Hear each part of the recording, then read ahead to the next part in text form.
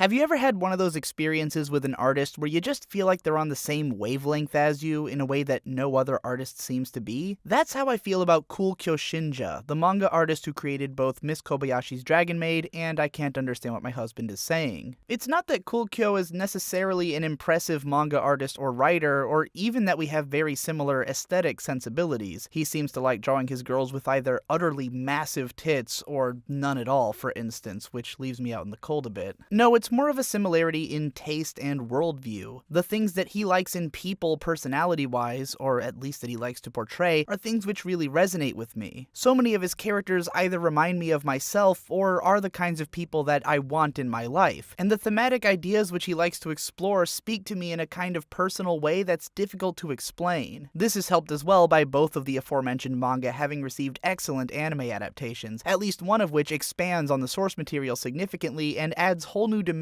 to it which only enrich my bond with it. Back in 2014, I had a difficult time articulating what was so appealing about I Can't Understand What My Husband Is Saying beyond simply listing off all of the things that I connected with about it. When it comes to Maid Dragon, I feel compelled to do the same, but I hope to make it a bit more inviting this time by explaining in some detail exactly what it is about each of these themes and characterizations that makes them so exciting and relatable to me. Hopefully in doing so, even if you can't bring yourself to feel the same way about this show that I do, you'll at least be able to appreciate what made this my favorite experience watching anime since Shirobako in 2015. We'll start with the part that surprises no one, which is how I relate to Kobayashi's need to drink. Alcohol plays a fairly important role in Maid Dragon, as Kobayashi was drunk when she first encountered Toru and invited her to come be her maid, and she often uses alcohol as a way to relieve stress after work, or simply as a way to open herself up to more fun and emotional conversations. As a fairly emotionally stoic and very hardworking person, Kobayashi operates sort of mechanically in her day-to-day life, making decisions based on quick but careful analysis and always keeping her cool, so drinking for her is mostly a way to cut loose. People who don't drink seem to have a difficult time understanding the appeal of drinking, seeing it as something which transforms the drinker into someone else whom they don't seem to have full control over. Drinking can obviously cause all kinds of problems if it becomes a liability, but as a casual drinker, I think the appeal is not that it makes you someone else, but that it gives you an avenue to let another side of yourself, which is always there, have time to breathe. It sort of cuts off the part of your brain which is constantly paranoid about doing anything that doesn't have an immediate benefit to you in your future, and allows a more open, honest side of yourself to come forward. In Kobayashi's case, it's the side of her which is a hardcore maid otaku, whose real passion lies in discussing this incredibly niche interest. It also brings her more empathetic and emotional side to the forefront, which, as we'll discuss in a bit, is always quietly audible in her dialogue and actions, but really explodes out when she lets her emotional guard down, which by the end of the show we will see accomplished through other means than just inebriation. I think Kobayashi's drinking could easily be misconstrued as an avenue of escape from the stress of her daily life, but really I think that Kobayashi is exceedingly well built to handle the kind of lifestyle that she has, and that even her drinking fulfills a very logically thought out place within it. A big part of what makes Kobayashi cool is that she's capable of making fast, logical decisions and formulating her life in such a way that everything functions efficiently. I don't think it's remotely an accident that a character who thinks this way has a job writing code as a programmer, or that she tends to view things in terms of creating systems and compromises. We can see this early on when she decides to hire Toru almost immediately after realizing a practical application for having her around, and we'll see it most prominently in episode 4 when she creates a system for each of her noisy neighbors to be able to do their things without bothering one another by keeping a shared schedule. This mindset isn't only helpful in terms of maintaining a quietly efficient lifestyle, but also in managing her relationships and the emotions of her friends. Kobayashi always keeps a level head and gives clear, helpful advice and can often recognize the underlying reasons for a friend's emotional state. Unlike so many oblivious anime characters, when she notices that a friend is acting strange, she will quietly sit them down, ask them what's going on, and then attempt to reason with them to bring them down to a functional emotional state of mind. And the best part of all of this from a storytelling standpoint is that it's never explained to the audience outright. There's not a single sequence of Kobayashi applying her knowledge of code to her interpersonal relationships or some corny shit like that. It's just that all of these things happen to fall under the umbrella of her nature. And for that matter, it's very important and dear to me that Kobayashi Kobayashi's nature is that of an adult. Not just an adult, but by my estimation, probably in her late 20s, old enough that she's been living this way for long enough to have fully systematized and come to terms with her lifestyle. Whereas even the characters in Shirobako in their early 20s spend a lot of time realizing how rough the working world can be, Kobayashi is used to it already. She doesn't even complain, because she's already found as many workarounds as she can, and has settled into a clear formula. Her weaknesses are such as that her job has given her lower back problems, something that I would be on the fast track to myself had I not gone out and bought the nicest desk chair I could find, and I wonder if she would have one too if the company allowed it. There's no shortage of reasons that Kobayashi should be unsatisfied with her job, but at this point she seems to be so numb to these, or at least has found such an easy escape in the form of alcohol, that they hardly even register anymore. And yet, as things begin to change in her environment, Kobayashi adapts almost naturally. She simply deals with each new thing as it comes and never gets overwhelmed, and her definition of what is normal slowly shifts along with it. One of my favorite lines in episode 3 is when she expresses that a life like this is acceptable too. Even though things have ostensibly completely changed in her life, she has dealt with this change so handily and normalized and systematized it so efficiently that it already feels as natural as her life had felt before, just in a different way and bringing along a different set of emotions and daily concerns. It really means a lot to me that this series is one of the few, if not the only time, that I've ever seen anime characters move into a new apartment in the middle of a series. Kobayashi decides that her apartment doesn't have enough space now that she's got a maid and basically a daughter, so they move into a bigger place. And it kind of means the world to me that instead of Kobayashi having just pointlessly lived in a giant house that her parents left behind or some other bullshit, we just crossed that bridge when we came to it. Why am I so hung up on this? Maybe because I've lived in 18 different houses in my life, and my family was constantly taking in cousins, aunts, uncles, grandmas, friends, and other people who needed a place. So space management and the different reasons that a family would have to move are extremely familiar to me. Moving has been a huge part of my life, and it's something I'm about to do again, after almost 9 years of having taken root in one place for what to me seems like an absolutely absurd amount of time. So seeing it represented accurately in anime for like the first time ever was pretty exciting. Also because moving means something very different to adults from what it does to kids. Most of the time that moving is presented in stories, it is right at the beginning. The characters are arriving in a new place and are about to get a fresh start. The actual reasons for the move are mere plot contrivance. What's important is how the move affects the children emotionally, or how it changes their lives for good or ill. That's all fine and accurate in itself, believe me. I moved so often growing up that I couldn't even relate to a lot of stories about characters who just moved because I never had the experience of having lived in one place my whole life and then having been upended. But now that I'm grown up, my understanding of moving is completely different. Now it's purely about logic and who can fit where and how much do you need versus how much you can afford and what is the property worth, etc. Do the kids need their own bedrooms? Am I gonna have to dump half my crap at Goodwill if the new place doesn't have enough storage? And the logic changes considerably depending on how many people are involved or how much money you've got to toss around. Maid Dragon doesn't dig too deeply into these concerns. Kobayashi is able to upgrade her house without even seemingly thinking about the cost, which is fascinating in its own way. It means that Kobayashi was probably living significantly under her means while putting a lot of money into savings, because why not? If she spends most of her time working and doesn't have particularly expensive tastes, then it's not like she needed to be spending more than she was. This new place is probably just cutting into some of that margin. But anyways, I'm getting way too into talking about this, so let's move along. My favorite thing about Kobayashi is her general worldview of cynical optimism. For the longest time, I've been living with the motto, high hopes, low expectations, and I feel like Kobayashi follows this mantra perfectly. Whenever pressed to consider the possibilities of a situation, she will identify and explain the worst case scenario, but then follow that up with hopefulness that things are going to come out okay, and that it's worth the risk to go through with living anyways. The series itself follows this kind of logic as well, often reminding us of how things could possibly go wrong, but then allowing things to go right, and reminding us that for all the ways that people and situations can be shit, they can also be cool too. This is most clearly displayed in episode 2, when Toru uses an unnatural show of force to take down a purse snatcher. There's a moment of panic when both she and Kobayashi are concerned over how the surrounding onlookers are going to respond to the situation. Fearing the worst, Kobayashi rushes to Toru's side, only for it to turn out that, yeah, of course everyone loves and celebrates a badass, and they all rush to praise Toru for her deed. Sure, things don't always go this way, but things do go this way sometimes, and it's just as important to remember that as it is to remember the opposite. This scene comes up again as a flashback in moments when the characters remember that sense of panic over whether things are going to turn out okay or not, but at the same time, there's a comfort in knowing that that they did. This line is constantly being walked by the series, as Kobayashi and Toru never forget the possibility that whatever they're doing could be a bad idea, but continually decide to go through with it anyways and to hope for the best, right up through the emotional climax of the series. It's this acknowledgement of the potential wrongs of society which makes the happiness of the series that much more potent. Kobayashi reminds us how Kana could potentially be ostracized when entering kindergarten, but she lets her go anyways, and it turns out that everyone loves her and she makes friends easily. We are constantly reminded that any of the dragon characters could invoke Ragnarok or eat all the humans around them if they decided that this world wasn't good enough, but Kobayashi approaches each of them anyways, not without reservation, but while recognizing that life wouldn't be worth living if situations didn't turn out okay every now and then, or if you couldn't have any faith in the goodness of others' hearts. But that isn't even the whole of what makes Kobayashi such a great friend and mother figure. So much of that has to do with the depth of her empathy and willingness to almost step outside of herself to understand someone else. In episode 2, after that scene in the market, even though things turned out okay, she goes on holding Toru's hand for a while as they walk away, to comfort the rushing nerves that both of them are still experiencing after that moment of panic. Later, we will see her decide to compliment Toru on her cooking, or to hide her more analytical and abrasive opinions just to make Toru happy. Later, she becomes self-sacrificing to the point of giving herself extra work so that she'll be able to make time to come to Kana's field day, just so as not to disappoint her. But perhaps my favorite moment of Kobayashi's perceptiveness is when, a minute after her apartment is utterly wrecked by the arrival of an unfamiliar dragon, she processes the situation and how it might play out, stays calm, and compliments Kana on having said something clever. Even in the face of total chaos, her natural response is to remain motherly towards her surrogate daughter. And hey, what do you know? That brings me to another thing that I'm totally into as a thematic subject: parenting. Particularly this stage of it, when you're out of the non-stop screaming, crying, shitting baby stage and into the shaping the heart and mind of a young, impressionable youth stage. Aside from the biological act of creating a child or the physical act of keeping them alive until they're old enough to do so themselves, the most important thing that a parent does for a child is to develop their worldview. So much of what a person becomes is the result of the environment that they grew up in and who their parents were, going beyond perhaps what many would like to admit. And if there's one thing that I would treasure the opportunity to do, it would be to throw my hat into the ring of trying to get it right. At that, Kobayashi represents a lot of what I think I'd try to do. Of course, Kobayashi is lucky that Kana is basically self-sufficient already. I mean, she's a fucking dragon, and only even a child in dragon terms in the first place. I'm not going to pretend that this series is a serious attempt at exploring parenthood or anything. Really, the conceit of the series allows us to sidestep most of the serious aspects and potential consequences of parenthood and to just focus on the more inviting implications. I mean, Kana herself is fucking adorable and perfect and the best kid you could ask for. Kobayashi is coasting on easy mode with a kid as understanding and worldly as this one. Still, it's the way that Kobayashi is always assessing what Kana will understand and guiding her towards making good decisions and growing into a more empathetic and intelligent child that makes her such a great mother figure. She gives Kana the space to do her own thing, if largely out of necessity, but makes sure to be there for her as a guiding influence and to make sure that she's satisfied with her home life, even at the potential cost of increasing her own stress. After all, that stress has a bigger payoff now, when she gets to see her daughter happy and to know that she's working towards something, that each ounce of effort has a tangible benefit in someone's life. In the last episode of the series, while we are pushed into a somewhat contrived scenario in order to get a big emotional climax, my favorite part is how, with Toru not around, we see a montage of what single mother life would actually be for Kobayashi. Nothing about her intentionality changes at all, but her capabilities change massively. She can't actually manage her time well enough to keep her house clean, or to give Kana a good meal every day, or to have someone to look after her when she needs to work late. This is where we really get into how life affects parenthood in a more directly physical sense. It's not that Kobayashi has become any worse of a parent. Really, she hasn't changed at all. We just see how much harder it would be for her to be herself without anyone around to help, and how this means concessions in Kana's standard of living, which could very well change her mindset towards what life is like in the future, though knowing how good Kana is, it would probably only make her stronger. While we're talking about that final episode, let's also deliver on what I promised earlier and get into the scene wherein Kobayashi gets emotional without the use of alcohol. As mentioned before, Kobayashi is always one to choose her words and actions carefully based on what the situation seems to call for. We can often see her taking time to process her situation or to reconsider how she thinks about something. In episode 10, she is told something about herself to which she responds,